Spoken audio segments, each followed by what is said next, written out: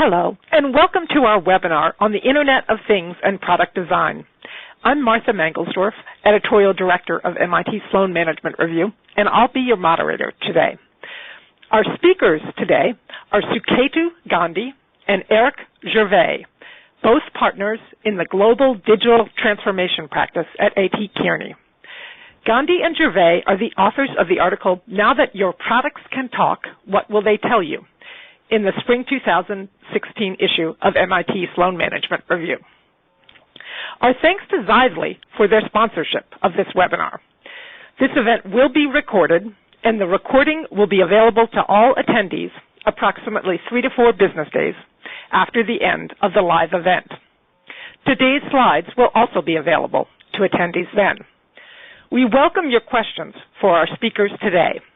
To submit questions, please enter them in the chat box in the lower left-hand corner of your screen, or you can submit questions on Twitter using the hashtag MITSMREvent. If you are having audio difficulties while listening via computer, please call in via telephone instead. Now, let's begin. Suketu, please go ahead. Great. Thank you so much, Martha. And we really appreciate the time that you folks are spending with us, and we're excited to talk about a fairly fascinating topic. Of course, if technology had advanced so far, then when you would have a question, we would already know what the purpose of the question was, where you were coming from, and how we should answer it. But we are still not there yet. We are at the beginning of this journey, which is going to allow us to really understand how your products or services are being used by your customers without having to ask them. That is the core of our presentation. Eric and I have been practicing in this field for a long period of time, and we focus on what we call practical digital. That says, there's a lot of interesting technologies out there, but how do they really affect people? What we have seen is with the recent rise of mobility and social and analytical tools, people connected with people fairly well. Now, if somebody decides to eat a sandwich, they can take a picture of that and post it. That's interesting. And now companies would jump on it to understand that you just had a sandwich and try to analyze that. But when people are using products, we still live in a world where products were dumb. And, I'll be the first one to correct it. The products haven't been dumb for the last 15 years. I think products have listened. Products have collected information. But what is needed to get to that information is a specific tool. So, your car stops working or your washer's not working anymore, you need to bring in a specific set of tools and connect to those to download the information. And most of the information that has been collected is of a very technical nature. It is of a nature that tells you what happened with the product. It ignores the fact that there is actually a user at the end of it, a customer at the end of it, a consumer at the end of it. And then the listening ears within large enterprises or small ones haven't been fully developed. So in that world, what would happen is you'd launch a product, put it in the hands of customers, and hope it worked. Product failure is a well-documented, extremely low percentage of products truly stick in the market 5 years and beyond. One of the contributing factors is that you have no idea on precisely what the customer was using it for. One option is go and talk to them through survey groups. Put them in a glass cage, look from the outside, in the classic Mad Men sort of days, and hope you can divine, and you have Don on your side to tell you what they were really thinking. All these psychological biases that are built into us come into play over there. So people forget whether the product was good or bad at the point at which they wanted to use it. Did it serve the purpose in the context that they wanted it? So they tell you, they respond to the questions you ask. And evolution on that was the social media and online reviews. That did get one level deeper into how the product got used. But we really did not get to the heart of, is there a latent need here? Was there a specific context in which this was used? So, for example, right, when somebody calls for servicing a car, there are many reasons why the car needs to be serviced. Now, at the other end, all you get is the information that the customer has called in to get a car serviced. The context around that is ignored. So that is the fundamental challenge we are trying to deal with in this world.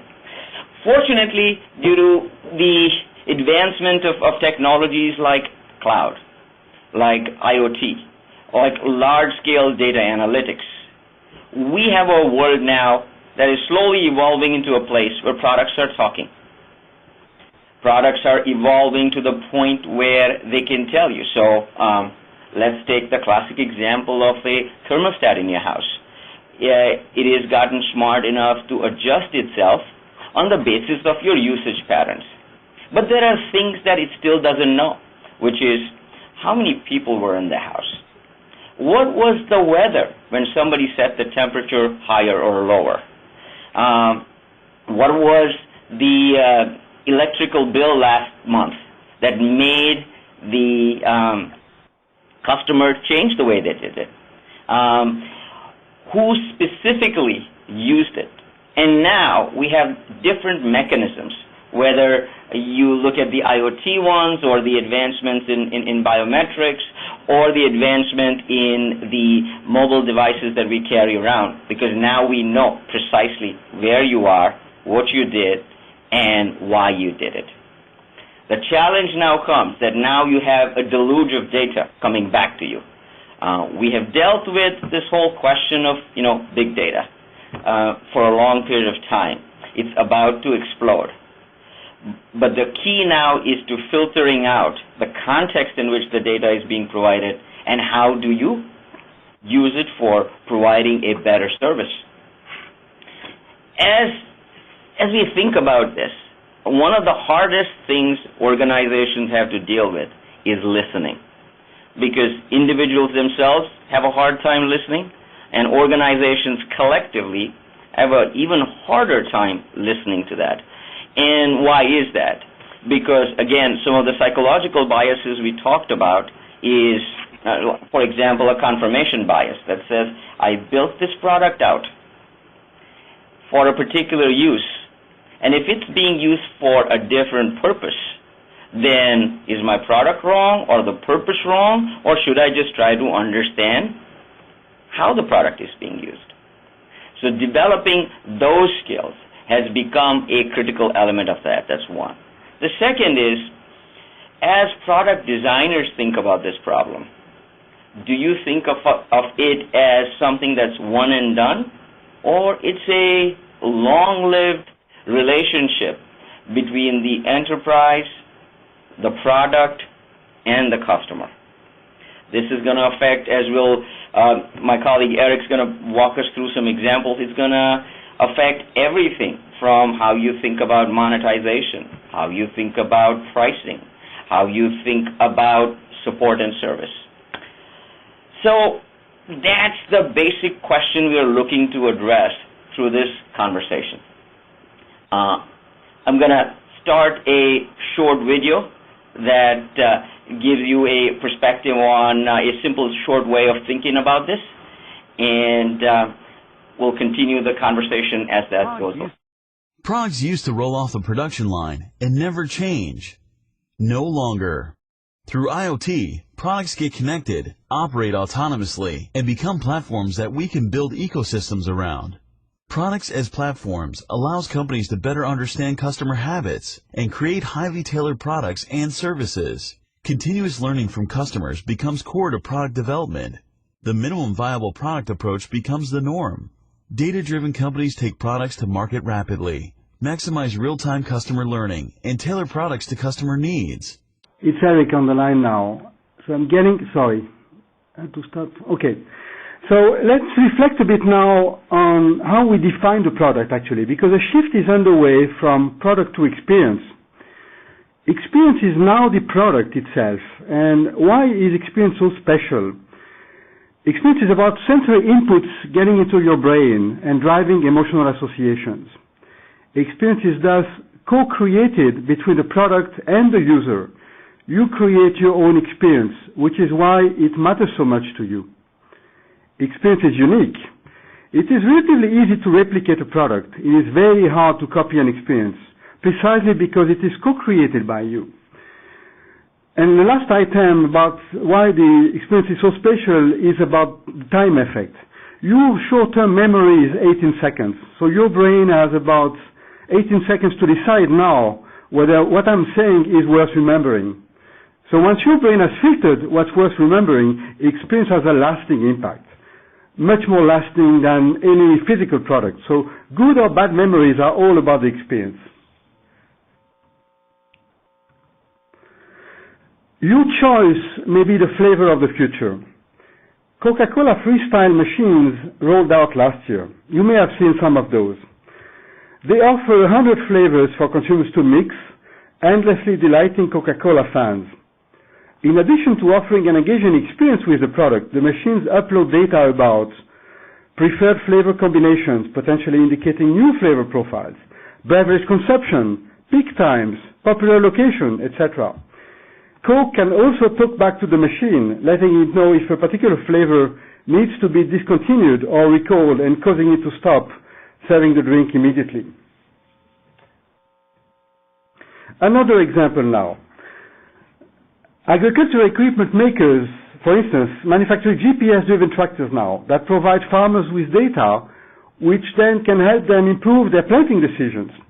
Did you know that farmers typically make 40 key choices in the course of a growing season? What seed to plant, when to plant it, how, and so on. For each of those decisions, there's an opportunity to save money on inputs, water, fuel, seeds, custom chemical treatments, the farmer's time, etc. Those savings can come with additional environmental benefits, less pollution from fertilizer and insecticides. So hence the connected tractor is a product that talks and helps the farmer 360 to optimize his whole business now. We actually have many examples to go through. Let's go now into the kitchen of the future. So it would suggest recipes based on the time you have and what is available. It will sync meal preparation with the family schedule. So if you have kids coming up back home earlier, it will make suggestions based on that. It's probably that smart vessels will sense their content and heat or cool to the ideal temperature.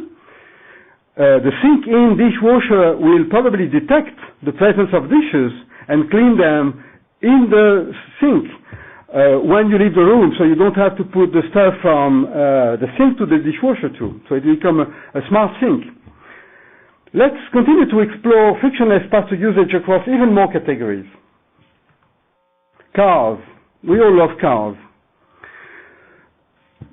Toyota, for instance, has created a new data analytics company recently in partnership with Microsoft with one aim: bring new internet-connected services into the car. The new services will include health monitors, vehicle-to-vehicle communications, and predictive analytics. What will this connected car listen to, and what can it do for us? It will listen to its passengers.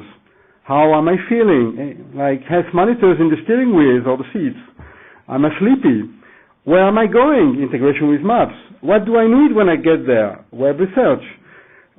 So that's a whole area with feedback on destinations, recommendations, etc. It will listen to the cars and environment around it. Is there any danger? Where is the best place to park?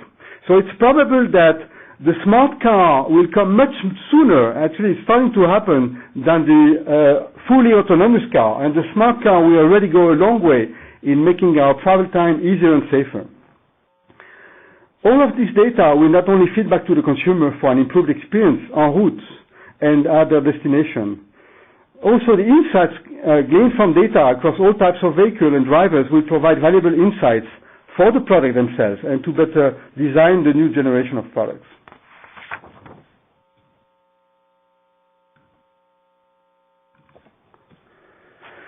Let's come to food now. Well, you might be wondering, what's that crab doing there? Is that a connected crab? No.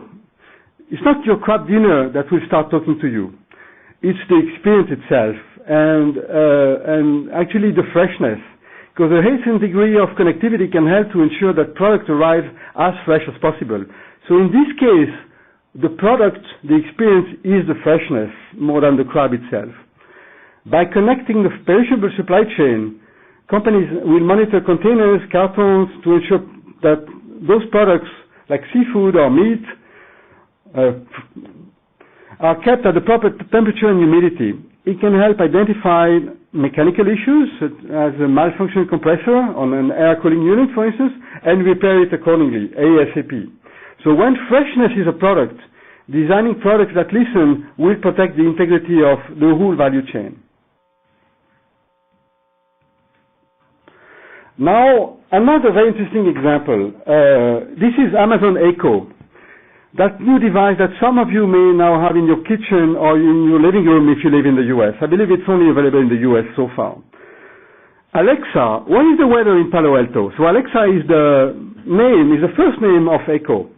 You can talk to Echo like if it were a real person. Ask for the news, play your favorite music, place an order online. This is a product that talks for real.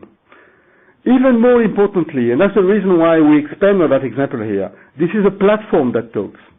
Echo is bringing the number of interactions you are having with Amazon from, say, once a week on average to 5-10 times a day. That's real stickiness. That's constant, permanent interaction that creates loyalty and a greater share of your time. So products that talk can enable you to play the platform game even better.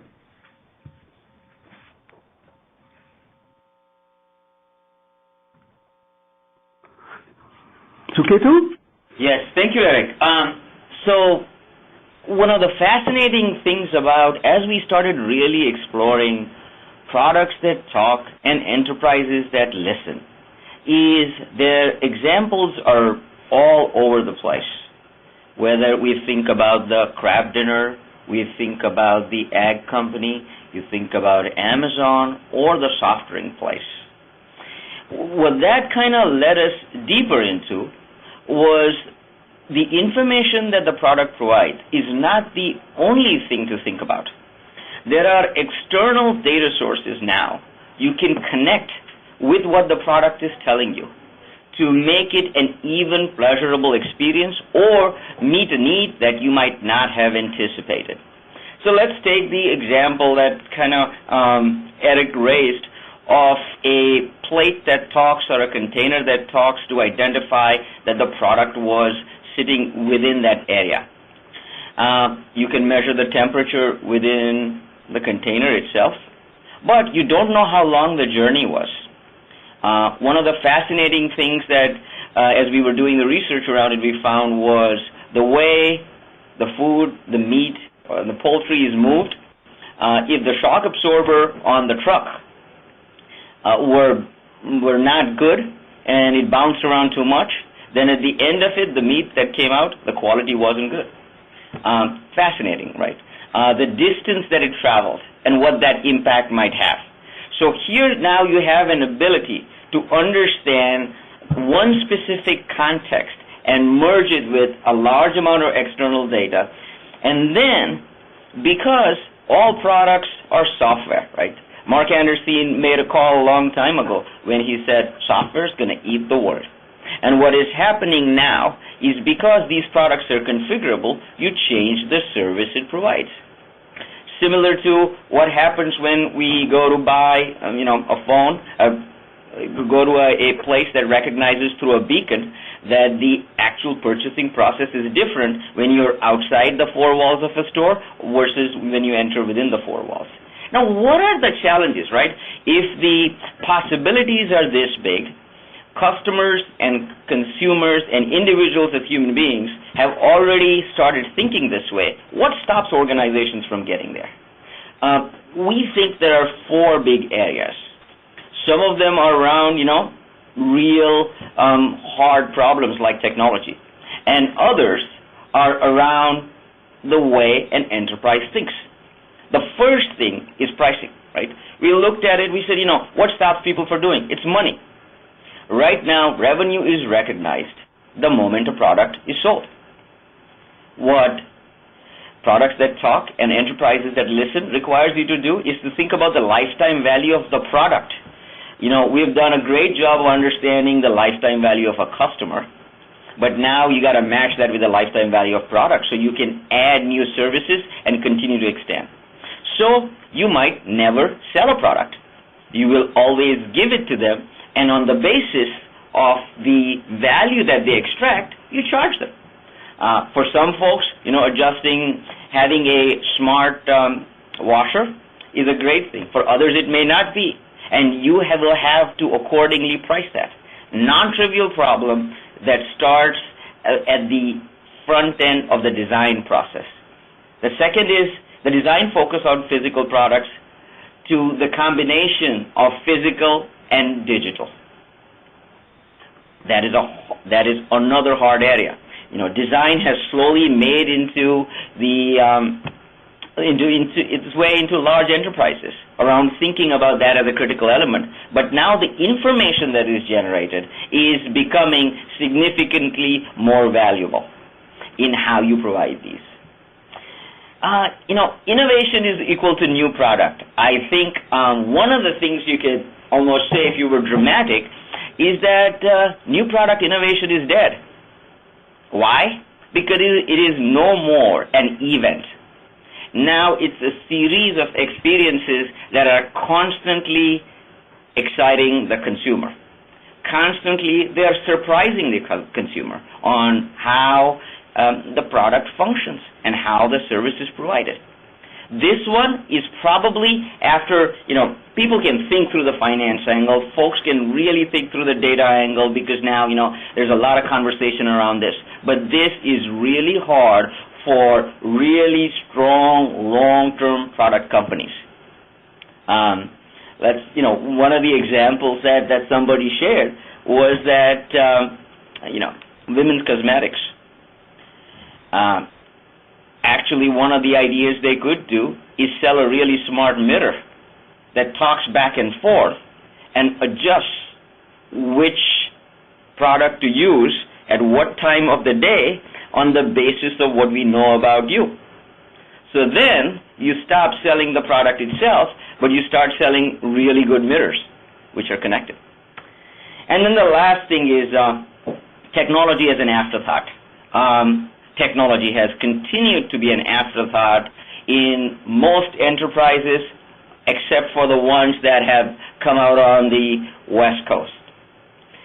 Because they think the thought process is all around that technology is something that I use to run my transactions. Technology is something that allows me to understand how my business functions. Yeah, I use that to connect to my customers, but it's truly a one-way thing. And, let's go from there. The reality is now technology is a core part of how you go through the design process. Now, if you put these four things together, that does represent a structural change. And as we all know, right, human beings hate change, but enterprises hate structural change even more. Because now I'm giving up a guaranteed revenue stream for a highly variable one. But there are examples where this has worked. So as enterprises have moved from, software that used to be installed within the four walls of an enterprise to cloud, phenomenal example of growth that has come out, right? Let's take the classic example of Amazon. The margins on cloud as a service for the AWS platform are significantly higher than selling products, selling physical products. And the transition has really taken away from the vendors that wanted to sell a device, sell a hard drive, sell a computing platform, and go away. Now, it is a lot better to rent the computing power, rent the network, and rent the storage. So there are examples of how this transition can happen. Again, back to the point that Erica and I like to think about the practical application of that. So that's why we went looking for examples that work through this. Eric, I'm going to move it back to you for some of the interesting new roles. Thank you very much, Ketu. So now, what is the implication on your organization? I'm sure you all have product officers in your teams to lead the design process of your products. Some of you may have experience officers to design innovative experience and support the product officers from an experience standpoint, design thinking standpoint. Few companies have data officers, which I like to call data equity officers. The same way you have a chief marketing officer to focus on your brand equity, you should have a chief data equity officer to focus on your data equity. How data fuels product design, how you capture it, monitor it, develop it, and develop monetization strategies in particular. Because data is the equity here, and that's the center of those new business models for most of them. So now, before we move to open question with you all, we'd like to get your input on a little survey with 2 questions related to our topic today. The first question is, what is your business appetite for products that talk? Can you all see the question, hopefully? So you see you have at least 4 options to answer. So what is your appetite for products that talk? This is extremely important, vital and core for the future of my business. Or this is important and can add value. Or this is interesting, worth exploring. Or I don't think this is relevant for my business. So please start voting. I see that many of you have started. Let's take it for another 30 seconds or so, and then share the outcome.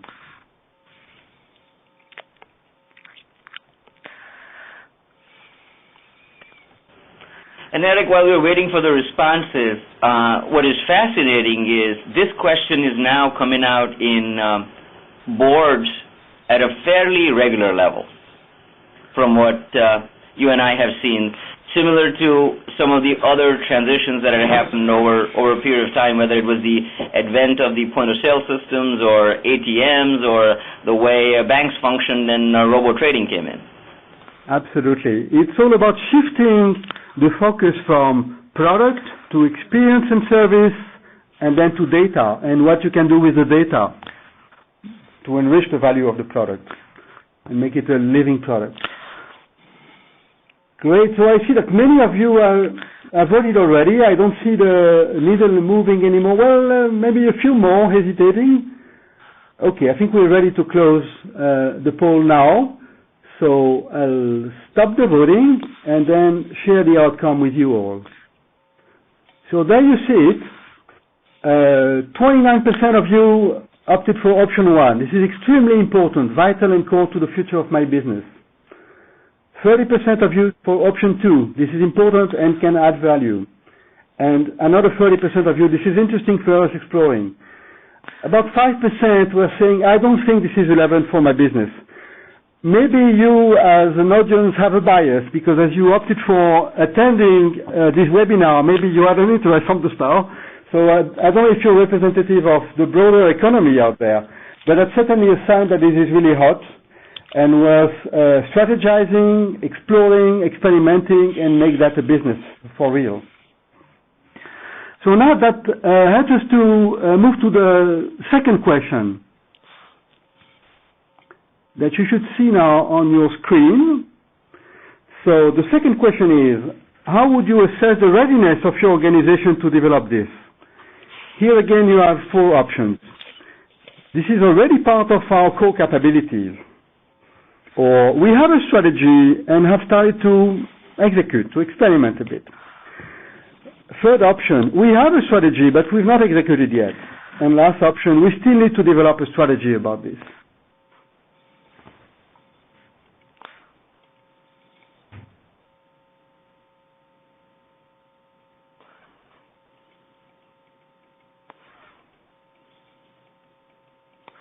If I reflect on the prior page, Eric, what was interesting was 65% of people thought that this is relevant to their business.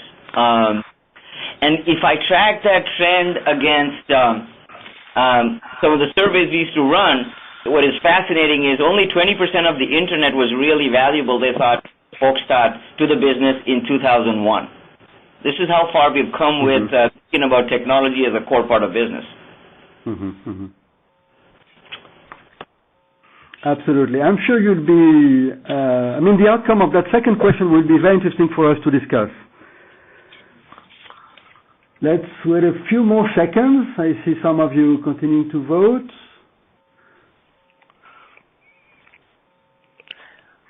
Okay, ready to stop and share. So I share the outcome in a reverse way. So 63% of you opted for the fourth option. We still need to develop a strategy about this, not mentioning how to execute. And another 28%, we do have a strategy but not executed yet. 18%, no, I'm sorry, 12%, we do have a strategy not executed yet. 18%, we have a strategy and have started to execute. And 5%, it is already part of our core capabilities. So I guess what we see here for option 1 and 4 reflect that this is big and certainly a big challenge, I guess. So maybe now for questions, let's open this up for a conversation and hear your questions, challenges, expertise you'd like to share. Maybe you're more than welcome. Terrific.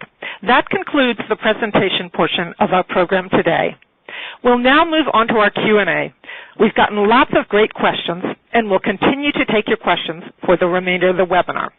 A reminder, you can submit questions by entering them into the chat box in the lower left corner of the webinar screen or on Twitter using the hashtag #MITSMREvent.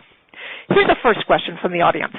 What do you think are the main challenges for manufacturers moving from producing purely physical products to digitized products, including digital components and data? Which capabilities do firms need to build? I'll take a stab at it, and Eric, I'm sure you have some thoughts around it. The biggest piece is the psychology behind it, which is the factory. The factory as a physical representation of four walls where things are made. And the moment it leaves the factory door and is shipped out, you think that is the end of your involvement in the product.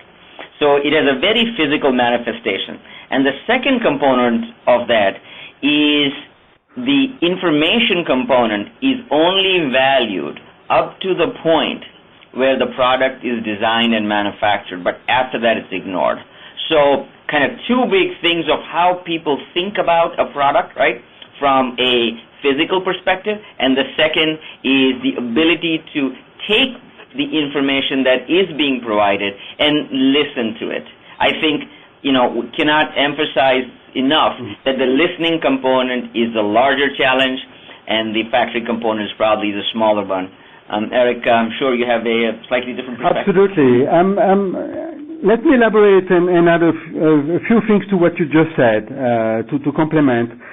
I would add three things maybe. One is I still think that design thinking is a big challenge out there, and that the shift from product to experience and being more experience-centric, behavior-centric has a long way to go. It's already present in some industries and with some players, but it's not fully disseminated yet as a capability.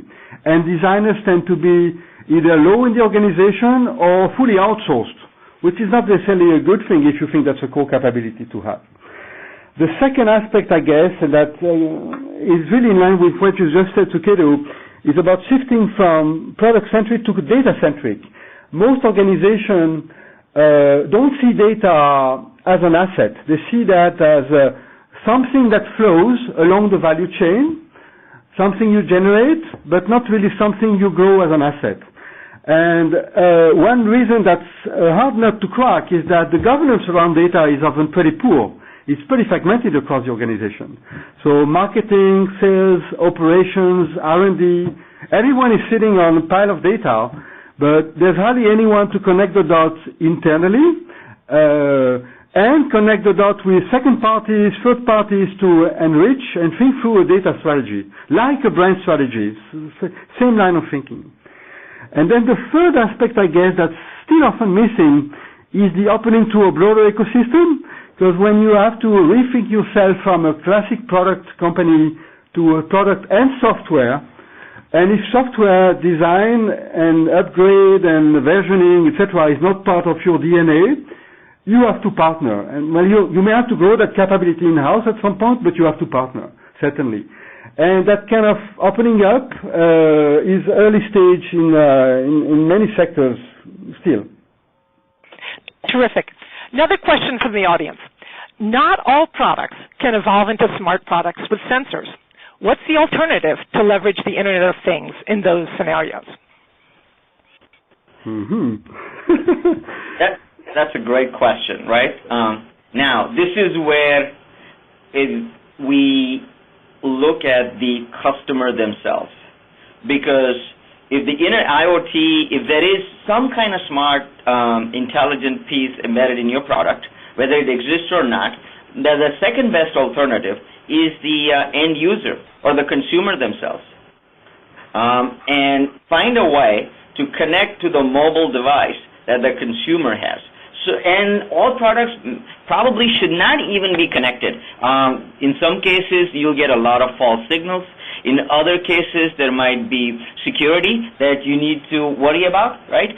So using the consumer as a part of that process becomes really critical. Now, the moment we talk about asking for data or information from the consumer, the privacy concerns are critical, and ensuring, similar to the one company that's going through an interesting conversation with our government around, who owns the device and what right do you have to go into that, will become larger. But again, if you can't connect directly to the product, there are other mechanisms through which you can do it, and there are several examples, especially in the security monitoring space, where people are using that to find a way to connect to a product that is giving out information but may not be fully connected to the outside world. Absolutely. I mean, to make it simple, in my view, it boils down to two questions. Number one, does data have value in your business? And I'm pretty sure in 99.9% of the cases you'd say yes.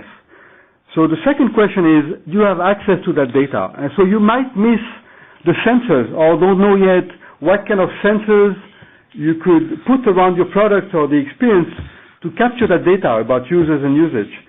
Maybe the technology for those sensors is not ready yet, so you might be willing to partner with guys out there who might develop for you, experiment, prototype, new kind of sensors that would give you an edge in your categories. So it's all about data value and sensors in the end. And with the exponentially cost that's going down for sensors, I'm pretty sure that what's not possible today should be accessible 2 to 5 years from now, depending on your category. Well, Eric, you raised an important point, which is generally these things will be a part of a larger ecosystem or a platform play. So if your product cannot directly talk to it, there is going to be a platform out there that can connect to it. And you connect to that ecosystem and get the information through. So, if folks use Uber as a last mile delivery platform, now you have a mechanism for connecting to the package that was delivered back to your systems without having to make the product smart enough. But it is opening up the aperture that if I don't control the four walls, I have an ecosystem that I play within, so then I can connect to a platform.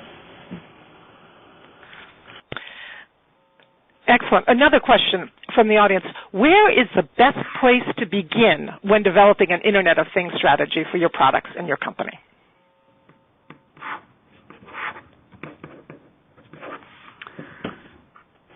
Would you like to start, Suketu, or should I? No, please. Yeah, okay. Maybe two answers here. And an answer to say sectors or industries that say for whom it might be a real challenge. Like there's no obvious answer. I guess the answer may come from the beyond the user interface. Like imagine you're a consumer goods company, you're data poor. you don't sell directly to your consumers, so you sell through retailers.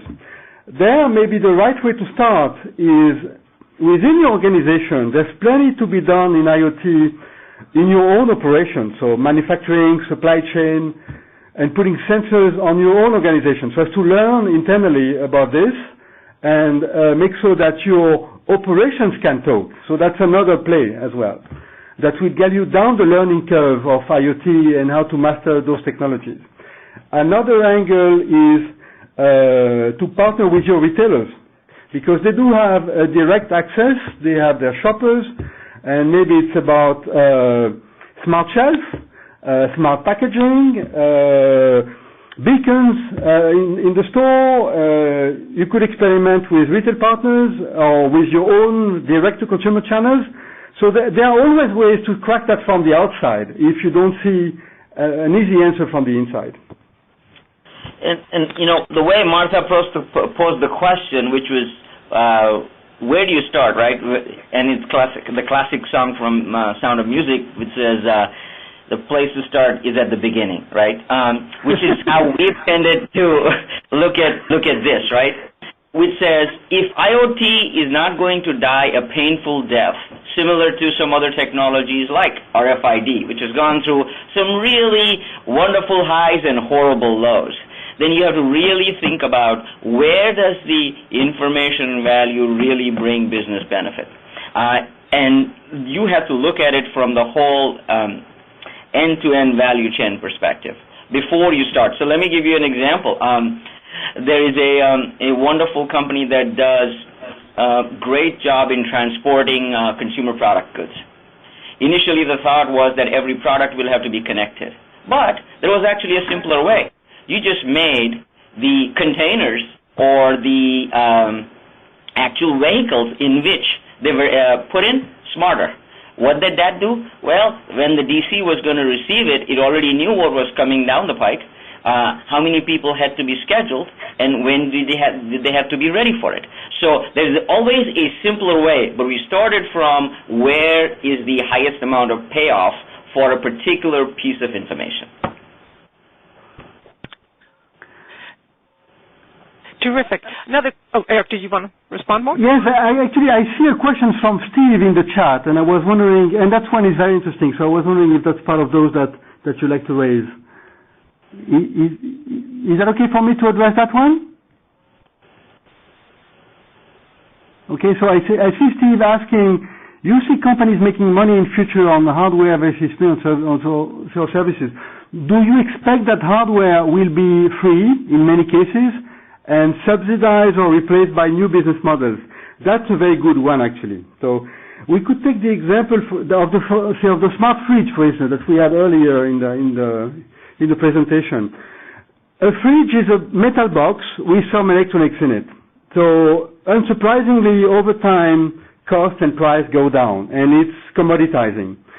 So one of the reasons why home appliances designers and companies are going to smart fridge is also, is partly because that serves the users, obviously, all of us. It makes our life easier. But it's also a source of data that they can possibly monetize with other players in the value chain.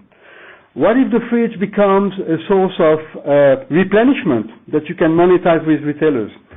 Or a source of insight that you can monetize with brands across food categories? So that's the kind of thinking that you have to expand. People tend to think vertically by industry currently or by category. Data enables to think horizontally and think yourself as a data platform that has value for other players in other value chains that don't compete with you currently and that would benefit from the data you generate. Hope that answers your question, Steve. Great. Another question from the audience.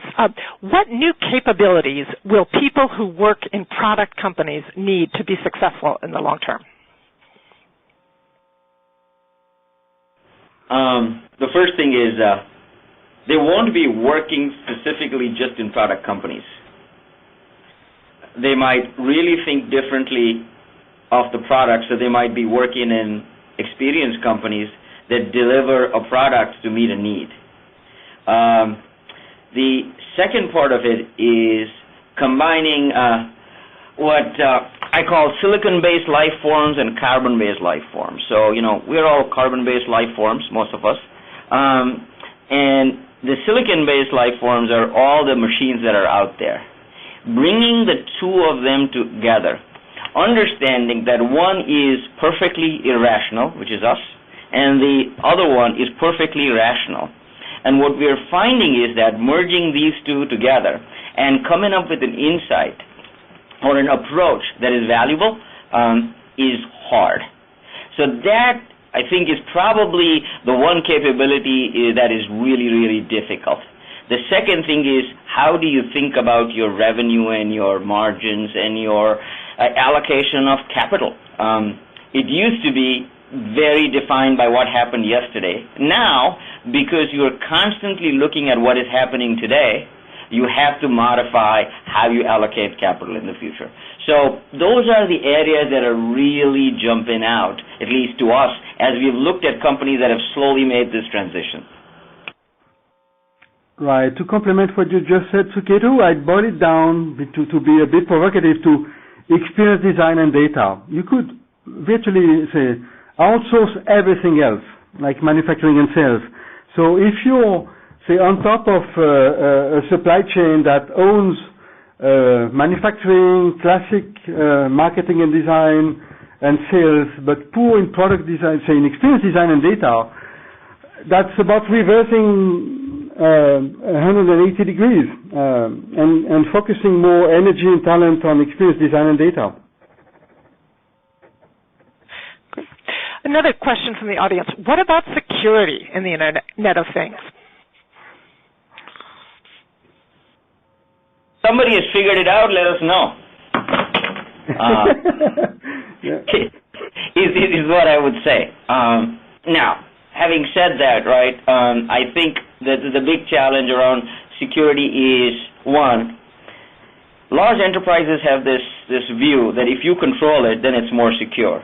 Actually, not controlling it and letting the environment deal with it or the larger ecosystem deal with it is probably more valuable. Second is giving up things that do not tell you anything about the product or the customer or the usage is probably a better way to go. So, for example, when you have a credit card breach, it's because you stored the credit card information tied to a customer. A lot of companies have moved away from the fact, so they don't store the credit card information. It's a one-time thing and let it go away. So that there is, you basically have to limit the information you keep versus what you let go. And it will always be a lot more that you let go than you keep, because security is an ongoing battle that I think it's a cat and mouse game that is going to go on. Mm-hmm. Yeah, to add to what you just said, I mean, security is certainly a big technology challenge, but maybe more importantly, it's a cultural challenge. Like, it's often an after the fact or an afterthought. Once you've designed, how do we secure or how do we mitigate? That has to be embedded from the start. So, and that's not an easy answer, obviously, because it doesn't tell you the how. But it's about, I guess, in every single function in the organization, how do you address the security agenda as an asset protection agenda, both for your users and customer assets and for your own assets?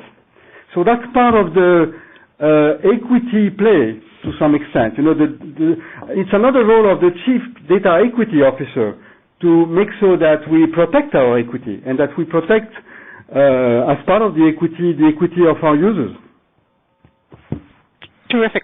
Another question. What is the role for IT teams in enterprise adoption of this?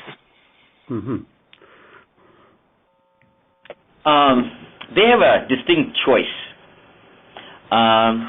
And the CIO is coming at a real fork in the road, and so is enterprise IT. One is, either you'll choose to be the one that maintains the enterprise IT that is kind of well-known and controlled and stay at the back end, or you will adopt two different roles.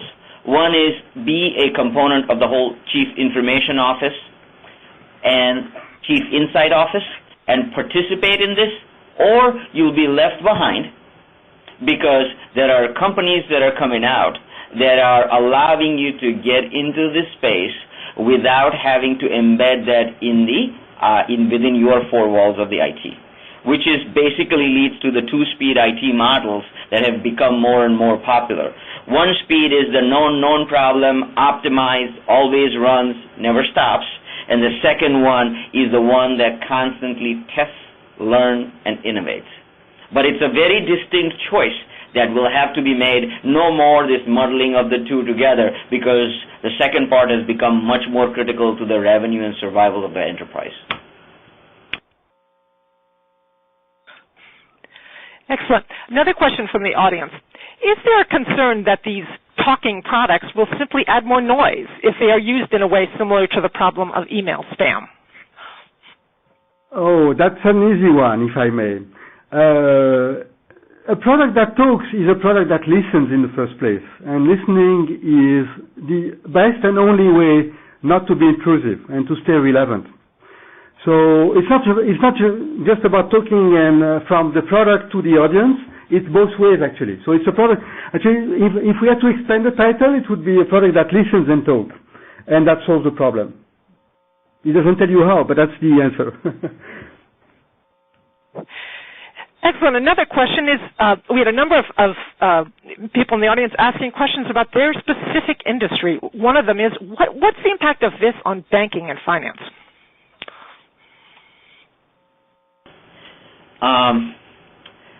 If I would take retail banking, it is radically going to be different, right? So let's take the example of what is happening in the simple fact of allowing us to deposit a check using a camera.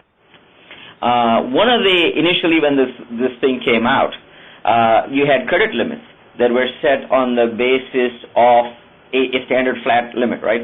Everybody had the same credit limit and off it went. Why? To protect from fraud. Now, there are certain banks that have started understanding, one, where is this check being scanned in? A little bit of geolocation tagging. Not a lot of that is being used.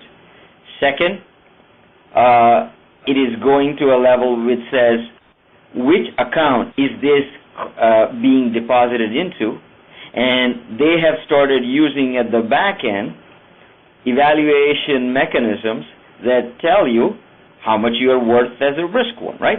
So if I deposit a check from my phone, they would have the ability to say, okay, we'll let you deposit $600, but if my spouse decides to deposit it, they will give her a $1,000 limit because she's more responsible on how she's been managing her finances. So that part is kind of really large. So that's one part.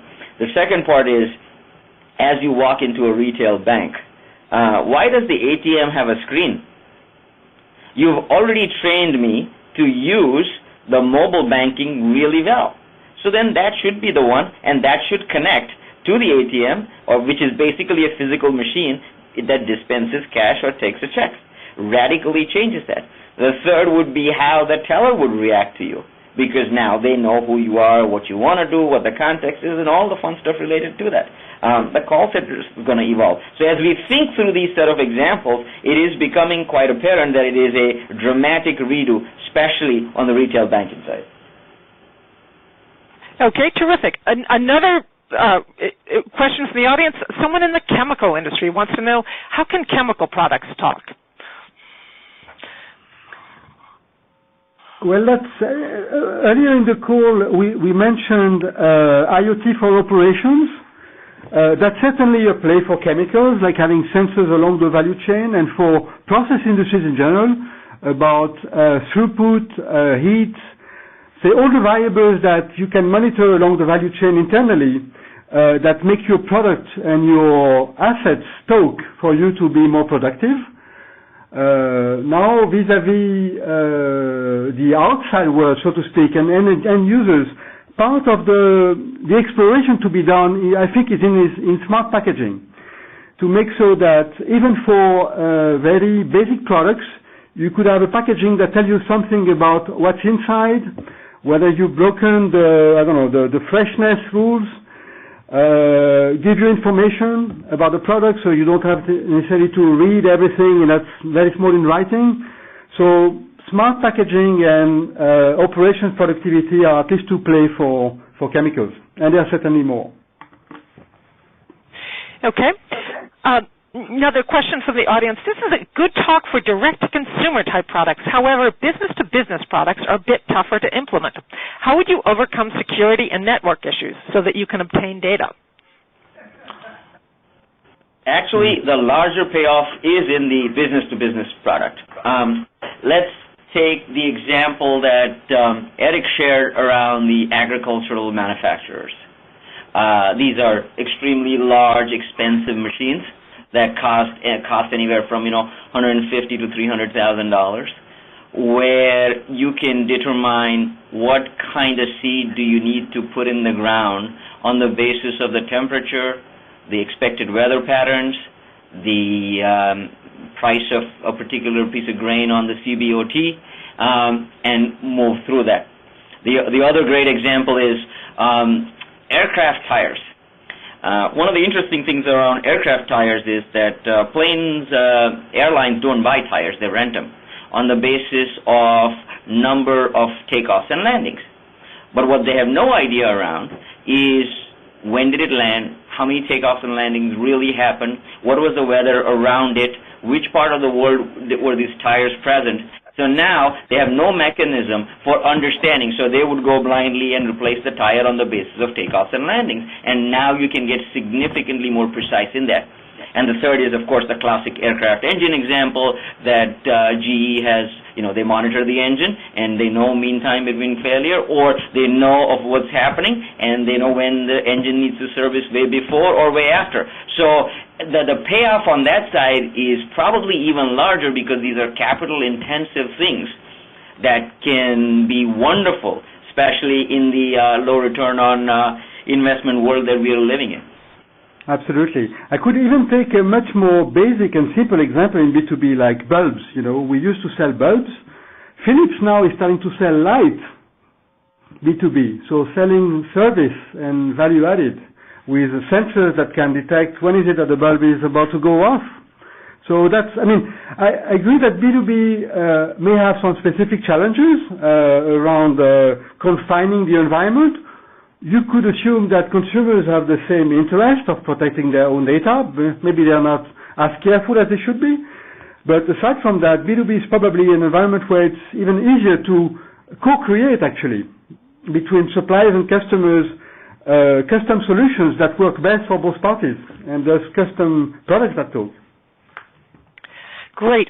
I'm afraid we have time for just one last question from the audience, and it's a good one. It's a listener asked, building listening capability is not so hard. The big challenge is developing good data analytics for actionable decisions and monetization. What are your thoughts on how to approach this? So that's a great question. You're right. And the way we think about this is this: what are the actions that matter? Because what it does is takes you from this world of 50 gigaterabytes of data, how do I use it?